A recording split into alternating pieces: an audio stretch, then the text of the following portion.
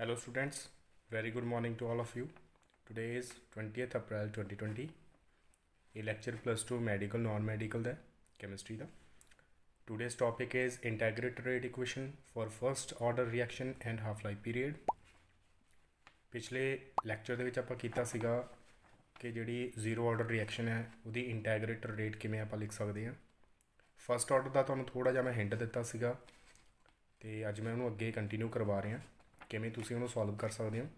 Suppose ਕਰ ਲਓ ਤੁਹਾਡੇ ਕੋਲ ਇੱਕ ਰਿਐਕਸ਼ਨ ਚੱਲ ਰਹੀ ਹੈ ਜਿਹਦੇ ਵਿੱਚ A ਰਿਐਕਟੈਂਟ ਹੈ, B ਪ੍ਰੋਡਕਟ ਹੈ, ਮੀਨਸ A ਰਿਐਕਟੈਂਟ ਤੋਂ B ਪ੍ਰੋਡਕਟ ਫਾਰਮ ਹੋ ਗਿਆ.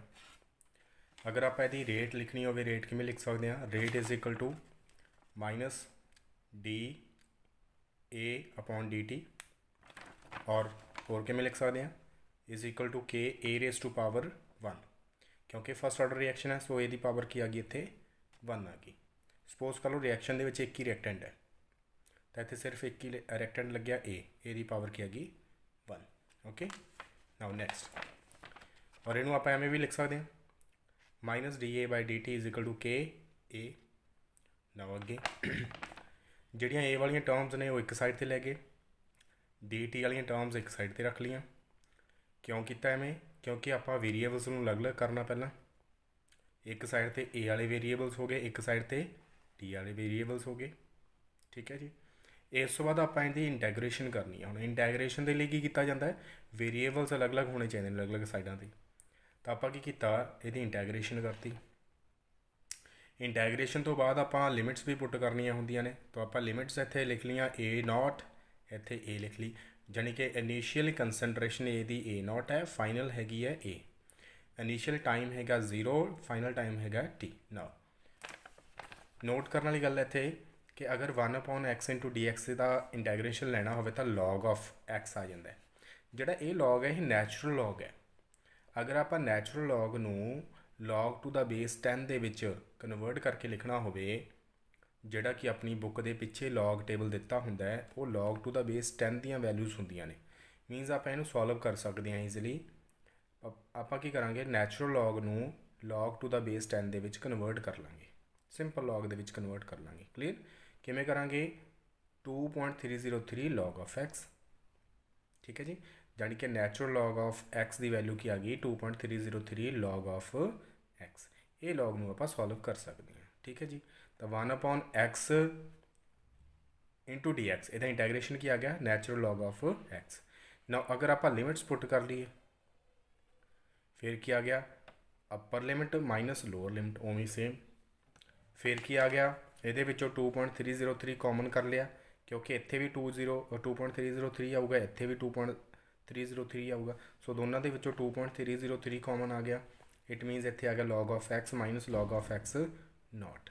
ਹੁਣ log of a minus log of b ਹੋਵੇ ਤਾਂ ਉਹ ਬਣ ਜਾਂਦਾ log of a/b, ਤਾਂ ਇੱਥੇ ਆ ਗਿਆ x/x ਨੋਟ.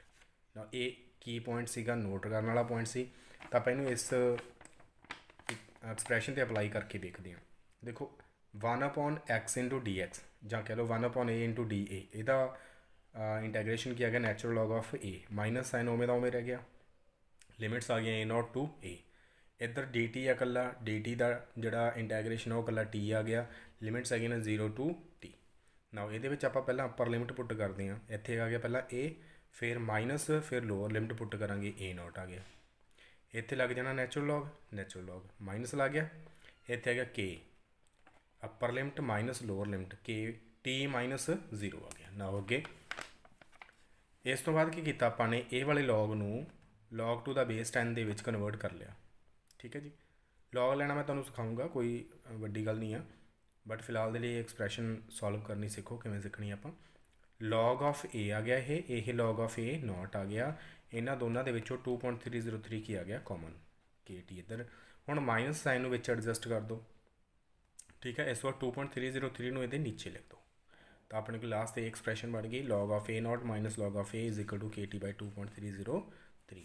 ਨਾ ਇਹ ਐਕਸਪ੍ਰੈਸ਼ਨ ਨੂੰ ਥੋੜ੍ਹਾ ਜਿਹਾ ਆਪਾਂ ਮੋਡੀਫਾਈ ਕਰਕੇ ਲਿਖਾਂਗੇ. ਆਪਾਂ log a ਨੂੰ ਇੱਕ ਸਾਈਡ 'ਤੇ ਰੱਖ ਲਾਂਗੇ, ਬਾਕੀ ਸਾਰੀਆਂ ਟਰਮਸ ਇੱਕ ਸਾਈਡ 'ਤੇ ਲੈ ਜਾਵਾਂਗੇ, ਤਾਂ ਇਸ ਤੋਂ ਬਾਅਦ ਇਹ ਵਾਲੀ ਐਕਸਪ੍ਰੈਸ਼ਨ ਬਣ ਜਾਏਗੀ. ਦੇਖੋ ਇਹ ਸਟ੍ਰੇਟ ਲਾਈਨ ਦੀ ਐਕਸਪ੍ਰੈਸ਼ਨ ਹੈ, ਇਹਨੂੰ ਅਗਰ ਆਪਾਂ ਬਾਈ ਸਪੋਜ਼ ਕਰ ਲਈਏ ਮਾਈਨਸ k/2.303 ਇਹ m ਆ ਗਿਆ, t x ਆ ਗਿਆ, log of a not c ਦੇ ਇਕੁਅਲ ਆ ਗਿਆ। ਇਟ ਮੀਨਸ ਇਹ ਸਟ੍ਰੇਟ ਲਾਈਨ ਦੀ ਇਕੁਏਸ਼ਨ ਹੈ। अगर आप log of a and t ਦੇ ਵਿੱਚ ਗ੍ਰਾਫ ਪਲੋਟ ਕਰਾਂਗੇ ਤਾਂ ਉਹ ਇੱਕ ਸਟ੍ਰੇਟ ਲਾਈਨ ਆਏਗੀ। ਸਟ੍ਰੇਟ ਲਾਈਨ ਉਹ ਡਿਕਰੀਜ਼ਿੰਗ ਆਰਡਰ ਦੇ ਵਿੱਚ ਆਏਗੀ। ਕਿਉਂ ਆਏਗੀ? ਕਿਉਂਕਿ ਇੱਥੇ ਸਲੋਪ ਜਿਹੜੀ ਹੈਗੀ ਆ ਉਹ ਮਾਈਨਸ ਦੇ ਸਾਈਨ ਨਾਲ ਰਿਪਰੈਜ਼ੈਂਟ ਕੀਤੀ ਹੋਈ ਹੈ।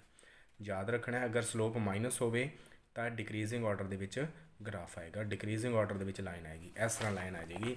ਇੱਧਰ log a ਹੈ, ਇੱਧਰ t ਹੈ, ਤਾਂ ਇਹ ਸਟ੍ਰੇਟ ਲਾਈਨ ਦੀ ਇਕੁਏਸ਼ਨ ਤਾਂ ਹੈਗੀ ਹੈ, ਸਟ੍ਰੇਟ ਲਾਈਨ ਆ ਗਈ। ਬਟ ਇਹ ਨੀਚੇ ਵੱਲ ਨੂੰ ਆਊਗੀ ਸਟ੍ਰੇਟ ਲਾਈਨ। ਉੱਪਰ ਵੱਲ ਨੂੰ ਵੀ ਜਾ ਸਕਦੀ ਹੈ, ਨੀਚੇ ਵੱਲ ਨੂੰ। ਨੀਚੇ ਵੱਲ ਨੂੰ ਤਦ ਆਏਗੀ ਅਗਰ ਸਲੋਪ ਨੈਗੇਟਿਵ ਹੈ, ਤਾਂ ਨੀਚੇ ਵੱਲ ਨੂੰ ਆ ਗਈ। ਇਹ ਲਾਈਨ ਵਾਈ ਐਕਸਿਸ ਨੂੰ ਕਿੱਥੇ ਕੱਟ ਕਰਦੀ ਹੈ? ਉੱਥੋਂ ਲੈ ਕੇ 0 ਤੱਕ, ਓਰੀਜਨ ਤੱਕ ਜਿਹੜੀ ਵੀ ਵੈਲਿਊ ਆ ਗਈ ਉਹ ਆ ਗਈ log of a note the value, ਜਾਣੀ ਕਿ ਇੰਟਰਸੈਪਟ। ਕਲੀਅਰ? ਨਾ ਅੱਗੇ ਇਹੀ ਇਕੁਏਸ਼ਨ ਤੋਂ ਆਪਾਂ ਇਹ ਵਾਲੀ ਇਕੁਏਸ਼ਨ ਵੀ ਬਣਾ ਸਕਦੇ ਹਾਂ। ਠੀਕ ਹੈ, ਮਤਲਬ ਆਪਾਂ log ਵਾਲੀਆਂ ਟਰਮਸ ਇੱਕ ਸਾਈਡ 'ਤੇ ਲੈ ਗਏ, KT ਵਾਲੀਆਂ ਟਰਮਸ ਇੱਕ ਸਾਈਡ 'ਤੇ ਰੱਖ ਲਈਆਂ। ਇਹਨੂੰ ਸੋਲਵ ਕਰਕੇ ਵੇਖ ਲਿਓ, ਆ ਜਾਣਾ ਆਨਸਰ, ਕਿਉਂਕਿ ਜਿਹੜਾ ਮੈਂ ਕੀ ਪੁਆਇੰਟ ਦੇ ਵਿੱਚ ਦੱਸਿਆ ਉਹੀ ਇੱਥੇ ਅਪਲਾਈ ਹੋਣਾ। ਠੀਕ ਹੈ ਜੀ। ਨਵਾਂ ਅਗਲਾ ਮੋਸਟ ਇੰਪੋਰਟੈਂਟ ਟੌਪਿਕ ਹੈ ਹਾਫ ਲਾਈਫ ਪੀਰੀਅਡ। ਸਪੋਜ਼ ਕਰੋ ਤੁਹਾਡੇ ਕੋਲ ਇੱਕ ਰਿਐਕਸ਼ਨ ਚੱਲ ਰਹੀ ਹੈ, ਰਿਐਕਸ਼ਨ ਤੁਸੀਂ ਪਰਫੋਰਮ ਕਰ ਰਹੇ ਹੋ। ਉਹ ਰਿਐਕਸ਼ਨ ਦੇ ਵਿੱਚ ਰਿਐਕਟੈਂਟਸ ਨੇ ਪ੍ਰੋਡਕਟਸ ਦੇ ਵਿੱਚ ਕਨਵਰਟ ਹੋ ਰਹੇ ਨੇ। ਠੀਕ ਹੈ ਜੀ। ਤੁਸੀਂ ਕੀ ਕੀਤਾ? ਸਟਾਰਟਿੰਗ ਦੇ ਵਿੱਚ ਰਿਐਕਟੈਂਟ ਦੀ ਕੰਸਨਟ੍ਰੇਸ਼ਨ 30 ਮੋਲਰ ਰੱਖ ਲਈ। 30 ਮੋਲਰ ਕਿੰਨੀ ਮੋਲਰ ਰੱਖ ਲਈ? 30 ਮੋਲਰ। ਨਾਓ ਹੌਲੀ ਹੌਲੀ ਰਿਐਕਸ਼ਨ ਚੱਲਦੀ ਗਈ, ਪ੍ਰੋਡਕਟ ਬਣਦੇ ਗਏ। ਇੱਕ ਸਟੇਜ ਇੱਦਾਂ ਦੀ ਆ ਗਈ ਕਿ ਇਹਦੀ ਜਿਹੜੀ ਕੰਸਨਟ੍ਰੇਸ਼ਨ ਸੀ ਉਹ ਘਟ ਕੇ 15 ਮੋਲਰ ਰਹਿ ਗਈ। ਰਿਐਕਸ਼ਨ ਚੱਲ ਰਹੀ ਹੈ। ਠੀਕ ਹੈ ਜੀ। ਪਹਿਲਾਂ ਕਿੰਨੀ ਸੀ? 30 ਮੋਲਰ। ਫਿਰ ਕਿੰਨੀ ਰਹਿ ਗਈ? 15 ਮੋਲਰ ਰਹਿ ਗਈ। 30 ਤੋਂ 15 ਮੋਲਰ ਰਹਿਣ ਦੇ ਲਈ ਟਾਈਮ ਕਿੰਨਾ ਲੱਗਿਆ? ਉਹ ਟਾਈਮ ਨੂੰ ਆਪਾਂ ਬੋਲਦੇ ਹਾਂ ਹਾਫ ਲਾਈਫ ਪੀਰੀਅਡ। ਇਹਨੂੰ T ਹਾਫ ਦੇ ਨਾਲ ਰਿਪਰੈਜ਼ੈਂਟ ਕੀਤਾ ਜਾਂਦਾ ਹੈ। ਮੀਨਸ ਰਿਐਕਟੈਂਟਾਂ ਦੀ ਕੰਸਨਟ੍ਰੇਸ਼ਨ ਪਹਿਲਾਂ ਨਾਲੋਂ ਹਾਫ ਰਹਿ ਜੇ, ਪਹਿਲਾਂ ਨਾਲੋਂ ਹਾਫ ਰਹਿਣ 'ਤੇ ਕਿੰਨਾ ਟਾਈਮ ਲੱਗਿਆ, ਉਹਨੂੰ ਆਪਾਂ ਬੋਲਦੇ ਹਾਂ ਹਾਫ ਲਾਈਫ ਪੀਰੀਅਡ। ਠੀਕ ਹੈ ਜੀ। ਕਿਸੇ ਵੀ ਰਿਐਕਸ਼ਨ ਦਾ ਹਾਫ ਲਾਈਫ ਪੀਰੀਅਡ ਕੀ ਹੁੰਦਾ ਹੈ ਕਿ ਰਿਐਕਟੈਂਟਾਂ ਦੀ ਕੰਸਨਟ੍ਰੇਸ਼ਨ ਪਹਿਲਾਂ ਨਾਲੋਂ ਹਾਫ ਰਹਿਣ 'ਤੇ ਕਿੰਨਾ ਟਾਈਮ ਲੱਗਿਆ। The time during which the concentration of reactants is reduce to half of its initial concentration. ਠੀਕ ਹੈ ਜੀ। ਪਹਿਲਾਂ ਨਾਲੋਂ ਰਿਐਕਟੈਂਟਾਂ ਦੀ ਕੰਸਨਟ੍ਰੇਸ਼ਨ ਅੱਧੀ ਰਹਿਣ 'ਤੇ ਕਿੰਨਾ ਟਾਈਮ ਲੱਗਿਆ। ਅਗਰ 30 ਹੈ ਤਾਂ 15 ਰਹਿਣ 'ਤੇ ਕਿੰਨਾ ਟਾਈਮ ਲੱਗਿਆ, ਅਗਰ 20 ਹੈ ਤਾਂ 10 ਰਹਿਣ 'ਤੇ ਕਿੰਨਾ ਟਾਈਮ ਲੱਗਿਆ, ਅਗਰ 10 ਹੈ ਤਾਂ 5 ਰਹਿਣ 'ਤੇ ਕਿੰਨਾ ਟਾਈਮ ਲੱਗਿਆ। ਕਲੀਅਰ ਹੈ ਜੀ। ਲਓ ਅੱਗੇ ਹੁਣ ਆਪਾਂ ਇਹੀ ਚੀਜ਼ ਅਪਲਾਈ ਕਰਾਂਗੇ ਫਸਟ ਆਰਡਰ ਰਿਐਕਸ਼ਨ ਦੇ ਲਈ। ਠੀਕ, ਫਸਟ ਆਰਡਰ ਰਿਐਕਸ਼ਨ ਦੇ ਲਈ ਆਪਾਂ ਕੀ ਪੁੱਟ ਕਰਾਂਗੇ? ਹੁਣ A ਦੀ ਜਗ੍ਹਾ 'ਤੇ A0/2 ਪੁੱਟ ਕਰ ਦਾਂਗੇ, T ਦੀ ਜਗ੍ਹਾ 'ਤੇ T ਹਾਫ ਪੁੱਟ ਕਰ ਦਾਂਗੇ।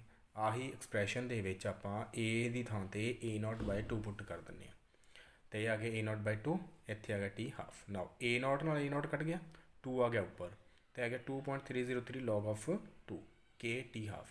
log 2 ਦੀ ਵੈਲਿਊ ਹੁੰਦੀ ਹੈ 0.3010। ਅਗਰ ਆਪਾਂ ਇਹਨਾਂ ਦੋਨਾਂ ਨੂੰ ਮਲਟੀਪਲਾਈ ਕਰਾਂਗੇ ਤਾਂ ਕੀ ਆ ਜਾਏਗਾ? 0.693। ਤਾਂ T ਹਾਫ ਦੀ ਵੈਲਿਊ ਕੀ ਆ ਗਈ? 0.693/K। ਤਾਂ ਹੁਣ ਇੱਥੇ ਧਿਆਨ ਦੇਣਾ ਕਿ ਜਿਹੜਾ half life period first order reaction ਦੇ ਲਈ ਆ ਗਿਆ, ਇਹ ਕੰਸਨਟ੍ਰੇਸ਼ਨ 'ਤੇ ਡਿਪੈਂਡ ਨਹੀਂ ਕਰ ਰਿਹਾ। ਇੱਥੇ ਕੰਸਨਟ੍ਰੇਸ਼ਨ ਕੋਈ ਟਰਮ ਨਹੀਂ ਆ ਰਹੀ ਕੰਸਨਟ੍ਰੇਸ਼ਨ ਵਾਲੀ। ਤਾਂ ਅਗਰ ਇਹ ਕੁਐਸਚਨ ਆ ਜਾਵੇ ਕਿ half life period first order reaction ਦਾ ਜਿਹੜਾ ਆਪਾਂ ਫਾਈਂਡ ਆਊਟ ਕਰਦੇ ਹਾਂ ਕਿ ਉਹ ਕੰਸਨਟ੍ਰੇਸ਼ਨ 'ਤੇ ਡਿਪੈਂਡ ਕਰਦਾ ਹੈ? ਨੋ, ਡਿਪੈਂਡ ਨਹੀਂ ਕਰਦਾ ਹੈਗਾ। ਕਲੀਅਰ ਜੀ। ਨਾਓ ਇਹੀ ਸੇਮ ਚੀਜ਼ ਤੁਸੀਂ ਅਪਲਾਈ ਕਰਨੀ ਹੈ ਜ਼ੀਰੋ ਆਰਡਰ ਰਿਐਕਸ਼ਨ ਦੇ ਲਈ। ਠੀਕ ਹੈ। ਉੱਥੇ ਕੀ ਕਰਨਾ, ਜਿਹੜੀ ਆਪਾਂ ਇੰਟੈਗਰੇਟਰ ਰੇਟ ਐਕਸਪ੍ਰੈਸ਼ਨ ਬਣਾਈ ਸੀ ਐਂਡ 'ਤੇ, ਉੱਥੇ A ਦੀ ਥਾਂ 'ਤੇ A0/2 ਪੁੱਟ ਕਰ ਦੇਣਾ, T ਦੀ ਜਗ੍ਹਾ 'ਤੇ T ਹਾਫ ਪੁੱਟ ਕਰ ਦੇਣਾ, ਅਤੇ ਇਹਦੀ ਵੈਲਿਊ ਕੈਲਕੂਲੇਟ ਕਰ ਲੈਣੀ। ਅੱਜ ਦੇ ਲੈਕਚਰ ਦੇ ਵਿੱਚ ਸਿਰਫ ਇੰਨਾ ਕੀ ਸੀਗਾ। ਆਪਾਂ ਅਗਲੇ ਲੈਕਚਰ ਦੇ ਵਿੱਚ ਇਹਨਾਂ ਦੇ ਨਾਲ ਰਿਲੇਟਡ ਨੂਮੈਰੀਕਲਸ ਕਰਾਂਗੇ ਜਿਹੜੇ ਕਿ ਪੇਪਰ ਦੇ ਵਿੱਚ ਆਉਂਦੇ ਨੇ। Zero and fast order reaction ਦੇ ਨੂਮੈਰੀਕਲਸ, ਇਹਨਾਂ ਦੇ ਜਿਹੜੇ ਹਾਫ ਲਾਈਫਸ ਨੇ ਉਹਨਾਂ ਦੇ ਨੂਮੈਰੀਕਲਸ ਪੇਪਰ ਦੇ ਵਿੱਚ ਬਹੁਤ ਆਉਂਦੇ ਨੇ। ਸੋ ਆਪਾਂ ਇਹ ਨੂਮੈਰੀਕਲਸ ਅੱਗੇ ਫਾਰਵਰਡ ਕਰਾਂਗੇ। ਠੀਕ ਹੈ ਜੀ। ਮਿਲਦੇ ਹਾਂ ਨੈਕਸਟ ਵੀਡੀਓ 'ਤੇ।